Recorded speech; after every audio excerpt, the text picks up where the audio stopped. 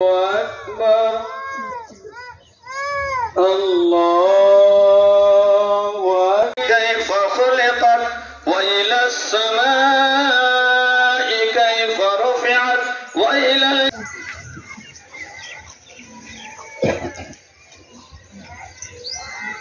الله के बाद मदरसे के तमाम अखराजात के जो कानून का शोबा है, पुलिस वाले हो या कुछ भी हो, आप उस फ़ग़फ़िर ख़तीअतना या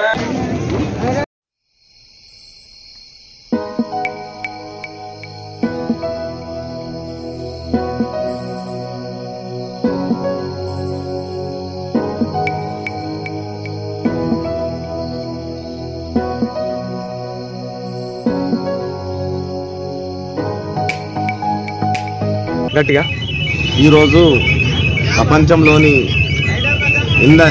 ప్రపంచ దేశాలలో ఎంతమంది ముస్లిమ్స్ ఉన్నారో వాళ్ళందరూ ఇవాళ పవిత్రమైన రంజాన్ పండుగ జరుపుకుంటారు.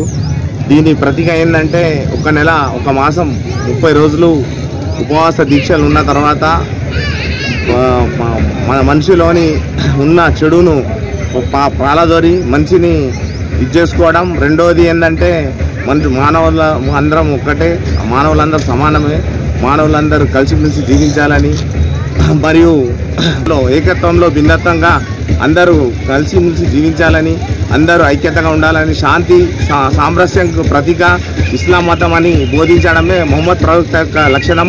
మొహమ్మద్ ప్రవక్త ఏదైతే బోధించారో ఏదైతే ఈ రంజాన్ నెలలో ఖురాన్ ఏదైతే మాకు ఇచ్చేయబడ్డదో నిర్దేశించబడ్డదో ఆ నిర్దేశన ప్రకారమే 30 రోజులు పవిత్రంగా భావించి ఈరోజు భగవంతుడిని ప్రార్థించి మాతోటి ఏమైనా తప్పులు జరిగితే దాన్ని క్షమించి మాకు చెడును పారలేని సమాజంలో అందరూ కలిసిమెలిసి మానవులుగా జీవించాలని కోరుకుంటూ ప్రార్థన చేయడం జరుగుతుంది.